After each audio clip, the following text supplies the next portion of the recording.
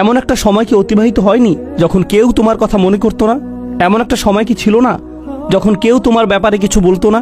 যদিও তোমার অস্তিত্ব ছিল, কিন্তু মানুষ তোমাকে নিয়ে কথা বলতে লজ্জা পেত, তোমার ব্যাপারে কথা বলতে তাদের অস্বস্তি লাগতো।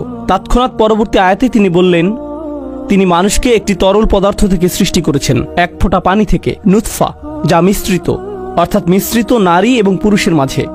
আল্লাহ এখন এমন কিছু নিয়ে কথা বলছেন, বীর্য নিয়ে, ডিম্ব নিয়ে, যা পরস্পর মিলিত হয় একজন নারীর গর্ভধারণ নিয়ে, যা নিয়ে কথা বলাটা অস্বস্তিকর এবং লজ্জাজনক। তাই এটা এমন কিছু নয় যা নিয়ে আপনি হামেশাই কথা বলেন, এমন কিছু নয় যা নিয়ে নিঃসংকোচে কথা বলেন। আগের আয়াতে আল্লাহ ইতিমধ্যে বলেছেন, তোমার অবস্থা একসময় এমন ছিল যা উল্লেখ করার যোগ্য ছিল না, যা স্মরণযোগ্য ছিল না। এই আয়াতে কয়েক স্তরের অর্থ রয়েছে। আমি কয়েকটি স্তর আমার জন্য এবং আপনাদের সবার জন্য খোলাসা করে তুলে ধরতে চাই। মহাবিশ্ব, বস্তুগত বিশ্বকে আমরা যেভাবে জানি, পদার্থবিজ্ঞানীরা আমাদেরকে বলছেন এটি 13.9 বিলিয়ন বছর যাবৎ বর্তমান আছে, আর এই গ্রহটি সম্ভবত 4 বা 5 বিলিয়ন বছর যাবৎ টিকে আছে, অর্থাৎ এই গ্রহের গঠনকাল। এই সমস্ত সময়ের সীমাহীন সমুদ্রগুলোতে আমাকে নিয়ে কোনো কথা হতো না, কোথাও আমার কোনো উল্লেখ ছিল না, আমার অস্তিত্ব ছিল না। এমনকি যখন এই মহাবিশ্ব বাস্তবে এলো, সীমাহীন পরিমাণ সময় পার হওয়ার পর এই গ্রহে যখন মানব জাতির বসবাস শুরু হলো, মানব ইতিহাসের বৃহত্তর অংশটি ইতিমধ্যে পার হয়ে গেছে। আর সেই ইতিহাসের কেউই জানতো না আমি কে, আমার কথা কেউই কখনো মনে করেনি, আমার নাম কখনো উল্লেখ করা হয়। আপনি ইতিহাস সম্পর্কে অধ্যয়ন করতে পারেন, আর ওই মানুষগুলো প্রাসঙ্গিক। একমাত্র যার কোনো প্রাসঙ্গিকতা নেই সে হলো আপনি, আর ওই মানুষগুলো প্রাসঙ্গিক।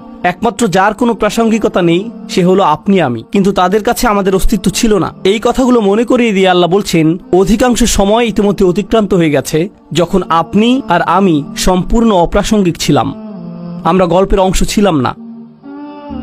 আল্লাহ এই উপায়ে আমাদের মনে করিয়ে দিচ্ছেন, সামান্য যে কিছু সময়কাল আমরা বর্তমান থাকি, আমাদের মায়ের গর্ভ থেকে দুনিয়াতে আসার পর, বস্তুত আমার মা যখন আমাকে গর্ভে ধারণ করেছিলেন শুরুতে, তার কোনো ধারণাই ছিল না যে আমি তার পেটের ভেতর। মাররাত বিহি, সে বাচ্চাকে নিয়ে চলাফেরা করতে থাকলো, সে জানেও না। এরপর যখন সে তার শরীরে পরিবর্তন লক্ষ্য করতে শুরু করলো, তখন তারা উভয়ে আল্লাহর নিকট দোয়া করতে শুরু করলো, লা ইন আতাইতানা সলিহান, যদি আপনি আমাদেরকে সুসন্তান দান করেন। তারা এমনকি জানেও না এই সন্তানটা কে। এমনকি যখন তারা স্মরণে আনতো, আমার মা আমার সম্পর্কে ভাবতেন যখন আমি তার পেটে ছিলাম, উনি জানতেন না আমি কে। উনি আমাকে নিয়ে যথাযথভাবে ভাবতে পারতেন না। শুরুতে উনি জানতেন না আমি কি ছেলে নাকি মেয়ে, উনি জানতেন না আমি কোন ধরনের সন্তান হব, কি কি গুণাবলী থাকবে, উনি কিছুই জানতেন না। কিন্তু এমনকি এই দুনিয়াতে আমার আগমনের পরে, এই ধরায় আমার পদার্পণের পরেও একটি জিনিস আপনারা লক্ষ্য করবেন, মানবজাতির নকশা অনুসারেই মানুষের জন্য ব্যবহৃত একটা শব্দ হলো ইনসান, আর ইনসানের একটি উৎপত্তিগত শব্দ হলো উনস, আর উনস মানে ভালোবাসা এবং মায়া মমতা।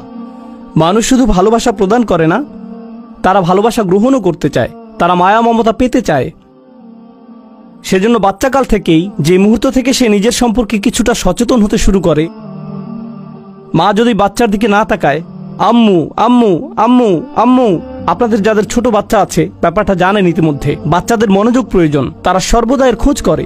এরপর আরেকটু বড় হয়ে উঠলে তারা কিছু একটা এঁকে আপনাকে দেখাতে চায়, কারণ তারা আপনার মনোযোগ চায়, তারা স্বীকৃতি চায়।